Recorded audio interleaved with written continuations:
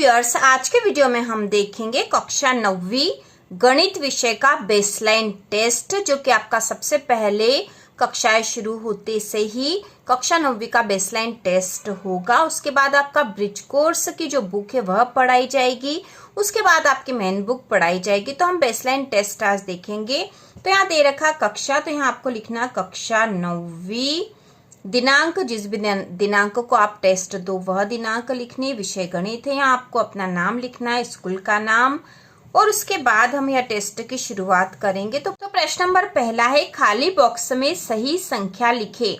तो यहाँ पे दे रखा 234 गुना 5, मतलब 234 में 5 का गुणा करके यहाँ लिखना है। बहुत ही आसान है, तो हम गुणा कर देंगे। आप यहाँ लिख के भी गुणा कर सकते हो या सीधे भी कर सकते हो। तो 5 चौक 20 की 0, हासिल का 2, 5 तिया 15, 16 17 की 7, हासिल का 2, 5 दूना 10 और 2 12। तो 1270 इसके उत्तर आए हैं। इसके बाद अगला प्रश्न है, दिए गए प्रश्न को हल करके बॉक्स में उत्तर लिखे। तो इस प्रश्न को हल करना है और यहाँ बॉक्स में इसका उत्तर लिखना है। तो यहाँ 573 भागी 6, तो इसका भागफल यहाँ लिखना और शेषफल यहाँ लिखना है। तो इसको भाग देकर देख लेंगे। तो संख्या है 573 भागी 6, मतलब हमें 573 में 6 का भाग लगाना है। तो हम यहाँ भाग लगाएंगे। 6 का पहाड़ा 9 बार बोलेंगे तो 6 नमक की 54। अब यहाँ पर 7 है, 7 में से 4 घटा देंगे तो 4 5 6 7 3 बचेंगे। 5 में से 5 गए तो 0, ऊपर से यहाँ पे उतार लिया 3, यहाँ हो गए 33। अब 6 का पहाड़ा बोलेंगे, 6 पंजानी 30, मतलब 5 बार 30 आ जाएंगे। 3 में से 0 घटाए तो 3 आए, 3 में से 3 घटाए तो 0। तो यहाँ शेषफल हो गया 3, शेषफल है 3 और भागफल आया 95। ठीक है, ये होता है भागफल। तो भागफल है 95, शेषफल है 3। तो यहाँ हम उत्तर में लिख देंगे, भागफल 95 और शेषफल आया है 3। तो इस प्रकार से इसका उत्तर होगा। इसके बाद प्रश्न नंबर तीसरा है, एक समबाहु त्रिभुज के आकार के भूखंड की एक भुजा की लंबाई 16 मीटर है। तो भूखंड की परिमाप है। अब यहाँ पे भूखंड की एक भुजा की लंबाई दे रखी है, उसका परिमाप हमें ज्ञात करना है। और भूखंड कैसा है? समबाहु त्रिभुज है। त्रिभुज है कैसा है? समबाहु। तो समबाहु त्रिभुज जो होता है, हम यहाँ चित्र बनाकर देख लेंगे। समबाहु त्रिभुज की तीनों भुजाएं बराबर होती है। त्रिभुज की 3 भुजाएं होती है, एक त्रिभुज का आकार है और इस समबाहु त्रिभुज बता रखा, मतलब इसकी तीनों भुजाएं बराबर होगी। तो यहाँ पे एक भुजा की लंबाई 16 मीटर है, मतलब यदि एक भुजा की लंबाई 16 मीटर है तो दूसरी भी 16 होगी, तीसरी भी 16 होगी, क्योंकि ये समबाहु त्रिभुज है। ठीक है, क्योंकि ये समबाहु त्रिभुज और समबाहु त्रिभुज की विशेषता होती है कि उसकी तीनों भुजाएं बराबर होती है। अब इस भूखंड का परिमाप निकालना है, तो जो परिमाप होता है वह समबाहु त्रिभुज का परिमाप निकालेंगे। तो हम यहाँ पे समबाहु त्रिभुज का परिमाप बराबर, ठीक है, समबाहु त्रिभुज का परिमाप बराबर 3 गुना भुजा। ठीक है, एक भुजा में 3 का गुणा कर देंगे तो समबाहु त्रिभुज का परिमाप आ जाता है। तो यहाँ पे 3 गुना भुजा है 16, 16 में 3 का गुणा, 16 × 48, तो यहाँ पे उत्तर आएगा 48। या फिर त्रिभुज का परिमाप भुजा धन भुजा भी कर सकते हैं। इन तीनों भुजाओं को जोड़ लेंगे तो भी परिमाप आ जाता है। तो इसका उत्तर है 48 और यहाँ पे डी वाला जो है यह राइट होगा। ठीक है, डी वाला आंसर राइट है, तो हम यहाँ पे आंसर डी पे राइट कर देंगे। इसके बाद अगला जो प्रश्न नंबर 4 है वह है, खाली बॉक्स में सही उत्तर लिखे। तो यहाँ पे खाली बॉक्स में सही उत्तर लिखना है। तो यहाँ पे जो प्रश्न में दे रखा वह है 5/7 धन 2/7 बराबर। तो बराबर क्या आएगा यहाँ पे? तो यहाँ देखो, ये 5/7 और 2/7 जो है दोनों भिन्न है। भिन्न में ऊपर वाली संख्या अंश होती है, नीचे वाली संख्या को बोलते हैं हर। तो अंश बटा हर है, ये भी अंश बटा हर है। यहाँ पे अंश 5 है, हर 7 है। यहाँ पे अंश 2 है, हर 7 है। तो दोनों के हर समान है। ऐसी भिन्न वाली संख्याएं जिनके हर समान हो उसको बहुत आसानी से हम हल कर सकते हैं। तो भिन्न वाली संख्याओं को हल करने के लिए चाहे जोड़ हो या घटा हो, उनका एलसीएम लेते हैं। तो यदि हर समान है, दोनों के हर समान है, तो इनका एलसीएम यही संख्या आ जाएगी, मतलब 7 आ जाएगा। अब इसको हल कर देंगे तो 7 एकम 7, 1 आया, 1 में 5 का गुणा करा तो यहाँ 5 आ गया है, धन वापस से 7 एकम 7, 1 का 2 में गुणा करा तो 2 ही आ जाएगा। इन दोनों को जोड़ देंगे तो 5 और 2 7/7, 7 से 7 कट जाएगा, 7 एकम 7, 7 एकम 7, तो यहाँ पे आ जाएगा 1। ठीक है, इसका आंसर होगा 1। तो इस प्रकार से इसको जब हल करेंगे तो उत्तर आ जाएगा 1। इसके बाद प्रश्न नंबर 5वां है, खाली बॉक्स में बड़ा, छोटा या बराबर लगा है। तो हमें यहाँ चिन्ह लगाना है कि ये संख्या बड़ी है, छोटी है या बराबर है। तो यहाँ दे रखा है 12 और 8, तो 12 और 8 में से बड़ी कौन सी? 12 बड़ी है। तो इसकी तरफ इस तरह का निशान, जो खुला वाला निशान है वो बड़ी संख्या की तरफ रहता है, जो बंद वाला है वो छोटी संख्या की तरफ रहता है। तो यहाँ 12 बड़ी है 8 से। इसके बाद है 21 और यहाँ दे रखा 13 गुणा 2, तो 13 दूना हो जाते, यहाँ होता है 26, तो 13 गुणा 2 मतलब 26 है। तो 26 और 21 है, तो बड़ी कौन सी? 26 है। तो हम ये चिन्ह इस तरह से लगाएंगे, बड़ा वाला निशान बड़ी संख्या की तरफ। इसके बाद है 3 गुणा 5, तो 3 गुणा 5 मतलब 3 पंजे 15 हो गए। और यहाँ दे रखा है 6 गुणा 2, 6 दूना 12, तो यहाँ पे 15 और यहाँ 12, तो बड़ी संख्या 15 है, तो चिन्ह इस तरह से लगेगा यहाँ पे। इसके बाद अगला जो है इसमें 56 दे रखा है और बॉक्स के बाद यहाँ 14 गुणा 4, तो 14 में 4 का गुणा करते हैं तो 14 चौक 56 होता, तो यहाँ पे भी 56 है और ये भी 56 है, तो यहाँ बराबर का चिन्ह लगेगा। इसके बाद अगला प्रश्न हल करेंगे, प्रश्न नंबर 6, दी गई आकृति के छायांकित भाग को भिन्न के रूप में लिखिए। दी गई आकृति के छायांकित भाग को भिन्न के रूप में लिखना है। तो यहाँ पे देखो, ये इतना जो भाग है, ठीक है, इतना भाग है इधर, और इधर इतने भाग में ये 2 भाग बने हुए, मतलब यहाँ पे भी 2 भाग होगा। तो कुल कितना है यहाँ पे? भिन्नों को हम कैसे लिखेंगे? कुल कितनी होगी? तो 1 2 3 4 5 6 7 और 8, ये 8 होंगे, क्योंकि ये 2 भाग है तो यहाँ पे भी 2 भाग होंगे, तो हम यहाँ लिख देंगे 8। अब इसमें से छायांकित कितना है? 2 भाग छायांकित है, बाकी अछायांकित, तो 2 भाग छायांकित हो गया। अब इसको हम काट देंगे, 2 एकम 2, 2 चौक 8, तो बराबर हो गया 1/4। तो इसके जो छायांकित भाग है वो 1/4 आंसर आएगा इसका। इसके बाद प्रश्न नंबर 7वां है, मल्लिका ने एक दुकान से 245 रुपए का सामान खरीदा और दुकानदार को 500 रुपए का नोट दिया। दुकानदार मल्लिका को कितने रुपए लौटाएगा? ठीक है, मल्लिका नाम की जो एक महिला है, उसने एक दुकान से 245 रुपए का सामान खरीदा और दुकानदार को 500 रुपए का नोट दिया। दुकानदार मल्लिका को कितने रुपए लौटाएगा? तो मल्लिका ने दिए हैं 500 रुपए, इसको यही हल कर लेंगे। 500 रुपए मल्लिका ने दिए, सामान उसने 245 का खरीदा है, तो दुकानदार 500 में से 245 रुपए उसके ले लेगा और बाकी उसको लौटा देगा। तो 245 हम इसमें से घटा देंगे, तो जो रुपए लौटाए वह आ जाएंगे। तो यहाँ पे घटा देते हैं, 0 ये भी 0, तो यहाँ 80 लेंगे, ये 0 से 10 हो गया, ये इसको उधार दे देगा, तो ये 10 हो गया है और ये हो जाएगा 9। ठीक है, 10 में से 5 गए तो 5 बचा, 9 में से 4 घटाएंगे तो भी 5 बचेगा। अब इसने एक उधार दे दिया था तो 4 हो गया, 4 में से 2 गए तो बचे 2, तो 255 रुपए लौटाएगा। ठीक है, 255 रुपए लौटाएगा, यही इसका उत्तर होगा, 255 रुपए लौटाएगा। अगला प्रश्न नंबर 8वां है, रोहित ने मानसी से 1440 रुपए उधार लिए और रोहित ने मानसी को 180 रुपए प्रति माह करके वापस लौटाए, तो कितने माह में कर्ज चुकता हो जाएगा? अब कितने महीने में कर्ज चुकता हो जाएगा? और कर्ज था 1440 रुपए, 180 रुपए महीना उसने कर्ज वापस चुकाया था, तो कितने महीने में वह उसको लौटा देगा? तो कितने महीने में वो कर्ज चुक जाएगा? तो इस तरह के जब प्रश्न होते हैं तो इसको भाग लगा के हम हल करते हैं। तो हम यहाँ पे 1440 भागित 180, तो 180 रुपए कितने महीने तक देने पड़ेंगे, उसके लिए हम इस तरह से हल करेंगे। 1440 में 180 का भाग लगा देंगे, तो 18 का पहाड़ा बोल के देख लेते हैं, आखिरी में 0 लग जाएगा तो 180 का पहाड़ा हो जाएगा। तो 18 का पहाड़ा जब 9 बार बोलते हैं, ठीक है, 18 का पहाड़ा 9 बार बोलते तो 144 आता है, ठीक है, 144, क्योंकि 180 इसके पीछे 0 है तो इसके पीछे भी 0 लगा देंगे तो 180 का पहाड़ा हो गया। 9 बार बोलेंगे तो 1440 आएंगे।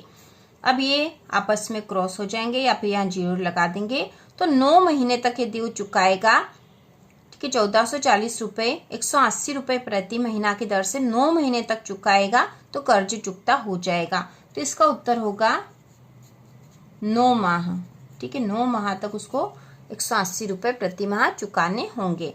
इसके बाद अगला प्रश्न नंबर 9 है, 2 दर्जन कॉपियों का मूल्य 960 रुपये है तो एक कॉपी का मूल्य क्या होगा। अब देखो 2 दर्जन मतलब आपको पता ही, 1 दर्जन में कितनी होती, 12, तो 2 दर्जन मतलब 24। 2 दर्जन कॉपियों का मूल्य 960 रुपये है तो हम यह बता सकते हैं कि चूंकि 2 दर्जन मतलब 1 दर्जन में 12 होती, 2 दर्जन में 12 गुना 2 मतलब 24, चूंकि 24 कॉपियों का मूल्य बराबर 24 कॉपियों का मूल्य कितना बता रखा, 960 रुपये। इसलिए एक कॉपी का मूल्य बराबर हो जाएगा 960 भागित 24। अब 24 का भाग लगा देंगे 960 में, तो 24 का पहाड़ा बोलते हैं। 24 का पहाड़ा यदि हम 4 बार बोलेंगे, यदि हमें 24 का पहाड़ा नहीं आता तो गुणा करके भी देख सकते हैं हम। तो 24 का पहाड़ा यदि 4 बार बोलते हैं, 4 चौक 16 की 6, असिल का 1, 4 दूना 8 और 1 9, तो 96 आता है, ठीक है। तो 24 का 4 बार भाग लग जाएगा, 24 एकम 24, 24 चौक 96 हो गए और ये 0 की 0 आ गई, तो यहाँ उत्तर आ जाएगा 40। कितना उत्तर आया, 40। तो यहाँ पे उत्तर होगा 40 रुपये। एक कॉपी का मूल्य हमें पता चल गया है 40 रुपये और यही इसका उत्तर होगा, उत्तर बराबर 40 रुपये। इसके बाद अगला प्रश्न नंबर 10वां है, खाली बॉक्स में सही उत्तर लिखे। तो यहाँ सही उत्तर लिखना और हमें यहाँ पे इस प्रकार से संख्याएं दे रखी, 6 धन 15 ऋण 18 धन 7 ऋण 13। तो जब इस तरह की संख्याएं दे रखी हो तो धन धन वाली संख्याओं को जोड़ लेना चाहिए और ऋण ऋण वाली संख्याओं को जोड़ लेना चाहिए। तो हम ऐसा कर लेते हैं, यहाँ पे 6 और 15, तो 15 और 6 21 और 7 28, तो धन धन वाली संख्या हो गई 28। अब ऋण के 18 है और ऋण के 13 है, तो 18 19 20 21 और 10 31, तो ऋण के हो गए 31। अब इन दोनों को और हल करेंगे, ये धन का और ये ऋण का तो आपस में घट जाएंगे और चिन्ह बड़ी संख्या का आएगा। तो 28 29 30 31 3 बचेंगे, तो ऋण के 3 होंगे क्योंकि बड़ी संख्या ऋण वाली है, तो यहाँ उत्तर आएगा ऋण 3। इसके बाद अगला प्रश्न है, एक अधिक कोण की माप होती है। अधिक कोण की माप क्या होती है, 4 ऑप्शन दे रखे हमें, A B C D। तो A में है 180 डिग्री से अधिक, B है 360 से कम किंतु 180 से अधिक, C है 180 से कम किंतु 90 से अधिक और D है 0 से अधिक किंतु 90 से कम। तो इसका उत्तर होगा C वाला, 180 डिग्री से कम किंतु 90 डिग्री से अधिक जो कोण होगा वह अधिक कोण कहलाता है।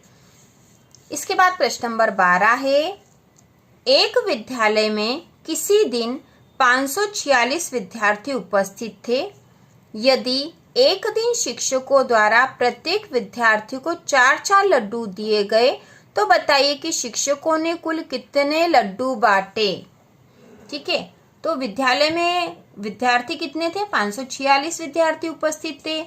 शिक्षकों द्वारा प्रत्येक विद्यार्थी को 4-4 लड्डू, मतलब प्रत्येक विद्यार्थी को 4 लड्डू दिया और 546 विद्यार्थी थे, कुल कितने लड्डू बांटे। तो 546 विद्यार्थी में से प्रत्येक को 4 दिया, तो हम 546 में 4 का गुणा कर देंगे तो हमें पता चल जाएगा कितने लड्डू बांटे हैं।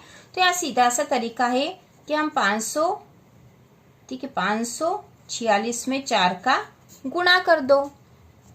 तो कर देते हैं, 4 छंग 24 की 4, असिल का 2, 4 चौक 16, 17 18 की 8, असिल का 1, 4 का पहाड़ा 5 बार बोला तो 4 पंजे 20 और 1 21। 2184। तो इसका उत्तर आएगा, उत्तर बराबर 2184 लड्डू बाटे। इसके बाद अगला प्रश्न नंबर 13, दी गई आकृति में 1/4 भाग को छायांकित कीजिए। ठीक है, हमें 1/4 भाग को छायांकित करना है। तो इस आकृति में कुल कितने भाग है पहले हम देख लेते हैं। तो यहाँ से गिनते हैं तो 1 2 3 4 5 6 7 8, कुल तो 8 भाग है और यहाँ पे 1/4 भाग को छायांकित करने को दे रखा है। तो हम इसे 1/4, जो नीचे वाली 4 जो होती है संख्या, वो पूरी जो भाग होते हैं उसको दर्शाती है। तो यहाँ पे तो कुल 8 है, तो हमें इस 4 को 8 कर लेते हैं, तो हम आसानी से हल कर लेंगे। तो इसको करने का तरीका कि 1/4 है, हमें यहाँ 8 चाहिए, तो 4 में यदि 2 का गुणा कर देंगे तो 8 हो जाएगा। तो 2 का गुणा ऊपर और 2 का गुणा नीचे दोनों ही तरफ कर देंगे, तो 2 से 2 कट जाता है, कोई फर्क नहीं पड़ेगा। तो हम गुणा कर देते हैं, 2 1 कम 2 और 4 दूना 8 या 2 चौक 8। तो ये हो गए 2/8, कुल 8 भाग है, इसमें से 2 को छायांकित कर देंगे तो 1/4 हो जाएगा। और वैसे भी इसको काटेंगे तो 2 1 कम 2 2 चौक 8, 1/4 ये हो जाता है। मतलब इसमें 2 जो भाग है इसको छायांकित करना है, तो कोई से भी 2 भाग छायांकित कर देंगे। तो एक भाग हम ये कर देते हैं और दूसरा भाग ये। तो इस प्रकार का जो प्रश्न हम आगे कर चुके हैं। ठीक है, तो ये हमने 1/4 भाग को छायांकित कर दिया है।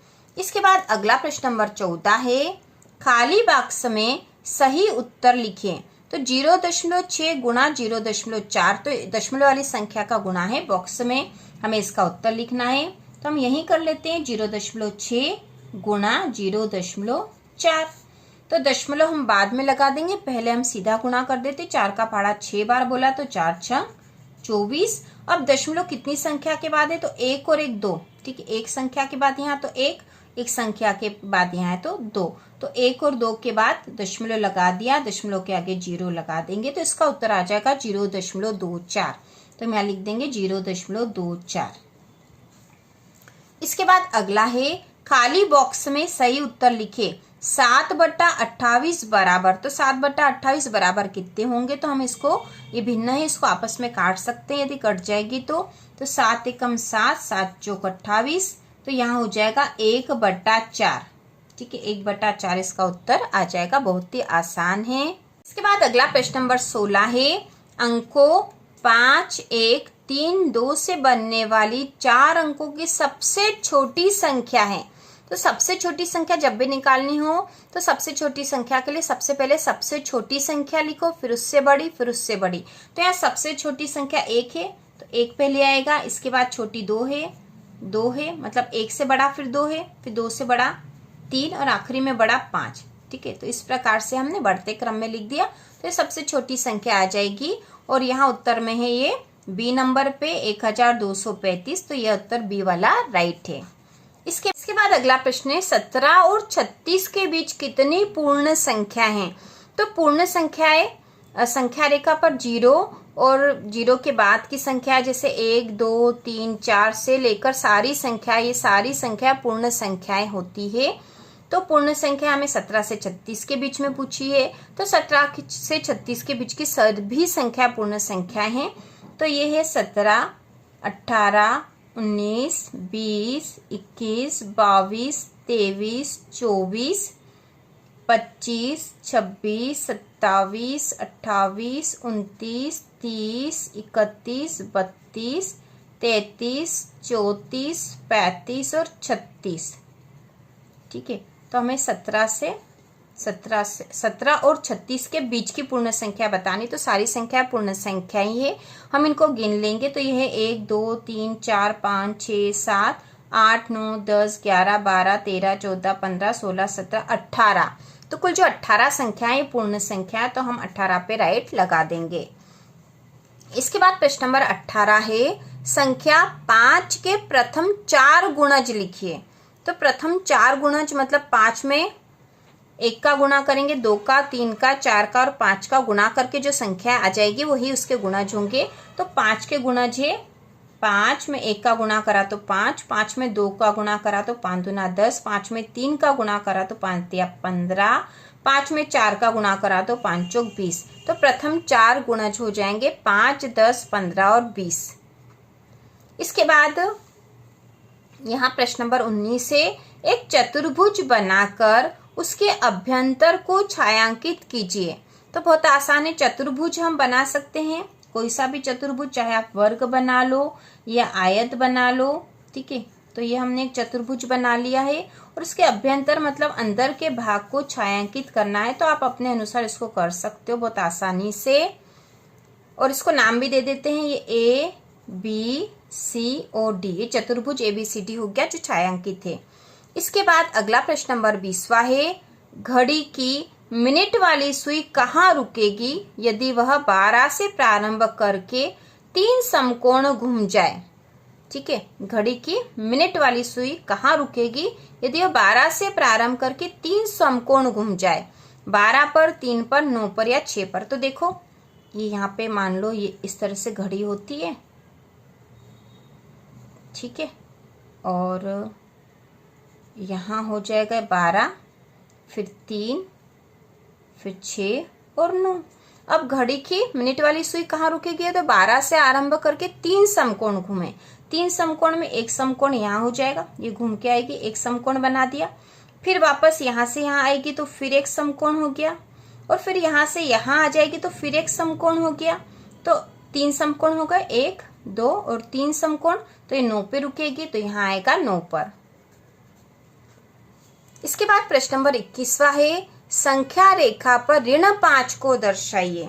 ठीक है, ऋण 5 को दर्शाना तो हम यहाँ एक संख्या रेखा बना लेते हैं। संख्या रेखा बनाने के लिए हमने स्केल से एक लाइन खींच ली यहाँ पे, और इसके बीच वाले जो बिंदु है इसको हम दे देंगे 0। 0 के बाद बराबर अंतराल पे ये 1 हो गया है, ये 2, 3, 4, 5 और यहाँ पे इस तरह से बढ़ता हुआ आगे संख्या रेखा अनंत तक रहती है यहाँ पे।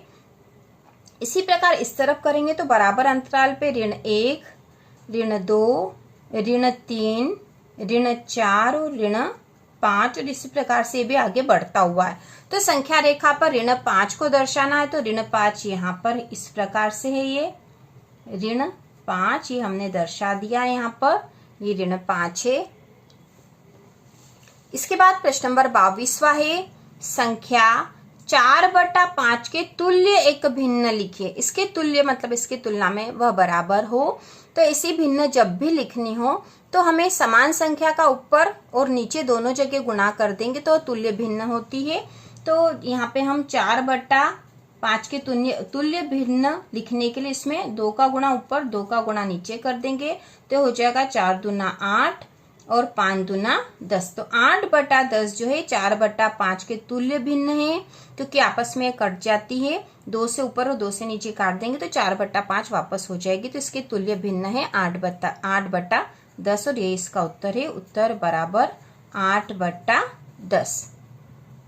अगला प्रश्न नंबर 23वां है, निम्नलिखित संख्याओं को बड़ी से छोटी के क्रम में लिखिए। ठीक है, बड़ी से छोटी के क्रम में, तो पहले हमें बड़ी लिखनी, फिर उससे छोटी, फिर उससे छोटी, इस तरह से लिखना है। सबसे पहले सबसे बड़ी और सबसे आखिरी में सबसे छोटी संख्या आएगी। तो यहाँ पर हम सबसे बड़ी संख्या लिख देंगे। तो संख्याएं कौन कौन सी यहाँ पे है, 9, ऋण 7, 6, ऋण 5, 3 और 0। तो सबसे बड़ी संख्या यहाँ पे है 9, 9 के बाद है यहाँ पर 6, 6 के बाद है 3, 3 के बाद है 0, 0 के बाद है ऋण 5 और इसके बाद है ऋण 7। तो इस प्रकार से सबसे बड़ी संख्या ये है, सबसे छोटी संख्या ये है। तो ऋण वाली संख्या जितनी बड़ी होती है वो उतनी ही छोटी मानी जाती है, इसलिए ऋण 7 ही पीछे आएगा। हमने संख्या रेखा पर भी देखा था, 0 के बाद पहले ऋण 1 आता, फिर ऋण 2, ऋण 3, इस प्रकार से आता। तो इसी क्रम में संख्याएं छोटी बड़ी से छोटी होती है। इसके बाद अगला प्रश्न है, संख्या x को 5 से गुणा करके संख्या 4 को जोड़ने वाला बीजीय व्यंजक लिखिए। तो बहुत आसान है, संख्या x, देखो इसको हल कर लेंगे यहीं पे। संख्या x को 5 से गुणा करके संख्या 4 को जोड़ने वाला बीजीय व्यंजक, तो ये होगा x को 5 से गुणा कर दिया, 4 से जोड़ा, तो यह किस प्रकार से हम लिख देंगे, x का 5 में गुणा करा तो हो गया 5x और 4 जोड़ा तो धन 4, 5x धन 4, यह बीजीय व्यंजक हमने बना दिया। इसके बाद अगला प्रश्न है 25, संख्या 4/5 और 5/3 का गुणनफल ज्ञात कीजिए। तो गुणनफल मतलब गुणा, तो ये हम लिख देंगे 4/5 गुणा 5/3। ठीक है, ये हमने लिख दिया है। अब यहाँ पे 5 से 5 कट जाएगा, ऊपर बचा 4, नीचे बचा 3, तो इसका उत्तर होगा 4/3। इसके बाद है प्रश्न नंबर 26, संख्या 350 को 3:4 के अनुपात में बांटिए। संख्या 350 को 3:4 के अनुपात में बांटिए। तो इसको भी हम हल करेंगे, पेज पे कर लेंगे क्योंकि यहाँ जगह कम होगी, हम सीधा उत्तर लिख देंगे। तो प्रश्न नंबर 26 है, संख्या 350 को 3:4 के अनुपात में बांटिए। तो इसको हल करेंगे हम। 350 को 3:4 में बांटना है, तो हम मान लेते हैं कि वो जो अनुपात है वो x है। ठीक है, हम इस प्रकार से लिख सकते हैं कि माना कि अनुपात x है, अतः 3x धन 4x बराबर 350। अब इन दोनों को जोड़ देंगे, 4 और 3 7 होते हैं, तो 7x बराबर 350 और हल कर लेंगे तो यहाँ x बराबर हो जाएगा 350/7। काट देंगे, 7 एकम 7, 7 तो 5 35, 1 0, तो x बराबर 50। तो जो अनुपात है वह 50 आ गया है। तो अब हम 3x और 4x निकाल लेंगे तो पता चल जाएगा हमें। तो 3x बराबर हो जाएगा 3 गुणा x के स्थान पे 50। ठीक है, x 3x मतलब 3 में x का गुणा है, यह बराबर 5 या 15 और 1 0, तो 3x का मान हो गया है, 3x बराबर है 150 के। इसी प्रकार हम 4x का मान निकाल लेंगे तो 4x बराबर है 4 गुणा 50। ठीक है, 4 गुणा 50, तो गुणा कर देंगे, 5 चौक 20, यहाँ आ जाएंगे बराबर 200। तो इस प्रकार 3x का मान है 150, 4x का मान है 200। तो 200 और 150, 200 और 350 हो जाएंगे, दोनों जुड़ जाएंगे। तो इस प्रकार 3x और 4x के अनुपात हमने निकाले, हम सीधा उत्तर लिख देंगे। अब तो यहाँ पर हम लिख देंगे 3:4 बराबर है 150 धन 200। ठीक है, यह 3x और 4x का मान जो हमने अभी निकाला है वह इसका उत्तर है यह। इसके बाद अगला प्रश्न है, संख्या 7.2 को 9 से भाग दीजिए। तो हमें यहाँ पे 7.2 को 9 से भाग लगाना है। इसको हम पेपर पे कर लेते हैं जिससे हम अच्छे से समझ सके। यहाँ पे 7.2 को 9 से भाग लगाना है, तो 9 से भाग लगाएंगे। तो अब यहाँ पे ये 7 है, इसके बाद दशमलव है, तो इस 7 में तो 9 का भाग नहीं जाएगा, ये 7.2 है। तो यहाँ सबसे पहले 0 और दशमलव, ये दशमलव हम यहाँ लगा देंगे। ठीक है, दशमलव यहाँ लग जाएगा तो यहाँ से हट जाएगा। फिर 9 8 72, 8 बार भाग जाएगा, तो ये आपस में ये 0 हो गया है 0, तो उत्तर आ गया 0.8। ठीक है, 0.8 उत्तर आएगा इसका। तो यहाँ हम लिख देंगे संख्या 7.2 को 9 से भाग दीजिए। तो हम यहाँ सीधा लिख देते 7.2 भागित 9 और यहाँ पे हम लिख देंगे 0.8 और यहाँ पे हो जाएगा 72 और ये 0 ये दशमलव हटेगा। यहाँ पे अच्छे से समझ नहीं सकते थे इसलिए हमने कॉपी में कर लिया है। यहाँ पे आ जाएगा 0.8, हमने कॉपी में अच्छे से समझ लिया, इसका उत्तर आएगा 0.8। इसके बाद अगला प्रश्न है, एक विद्यार्थी को एक परीक्षा में 80 में से 65 अंक प्राप्त होते हैं, तो उसने कितने प्रतिशत अंक प्राप्त किए। तो हमें प्रतिशत अंक निकालना है, उसको 80 में से 65 अंक प्राप्त हुए। ठीक है, 80 कुल नंबर थे, इसमें से 65 अंक प्राप्त हुए। प्रतिशत निकालना है तो हम 100 का गुणा कर देंगे। तो अब यहाँ पे 0 से 0 कट गए, यहाँ इसके बटे कुछ नहीं तो 1 लिख सकते हम, और काट देंगे तो 2 चौक 8, 2 पंजे 10 हो जाएंगे।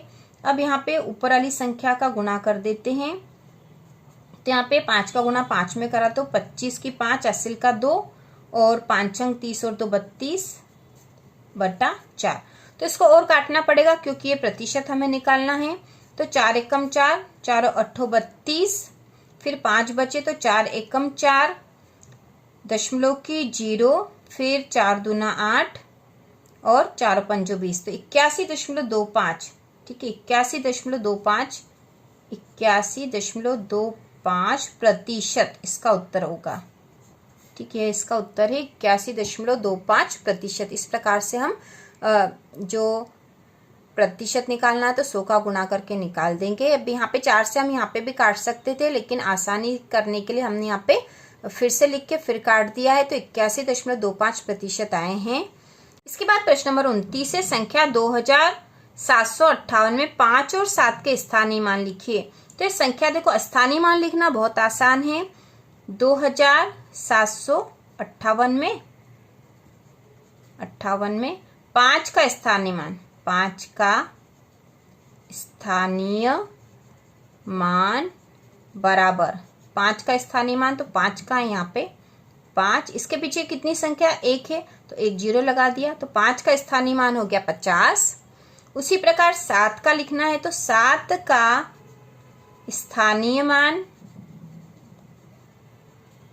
ठीक है, स्थानीय मान लिखा है, तो 7 का स्थानीय मान ये लिख दिया हमने 7। अब 7 के पीछे कितनी संख्या, 1 और 2 है, तो 2 0 लगा दिए, तो 700। 5 का स्थानीय मान 50 है, 7 का स्थानीय मान 700 है। बहुत आसान तरीका स्थानीय मान निकालने का। इसके बाद अगला प्रश्न है, एक आयत की लंबाई और चौड़ाई क्रमशः 24 सेंटीमीटर और 16 सेंटीमीटर है, तो इसकी परिमाप ज्ञात कीजिए।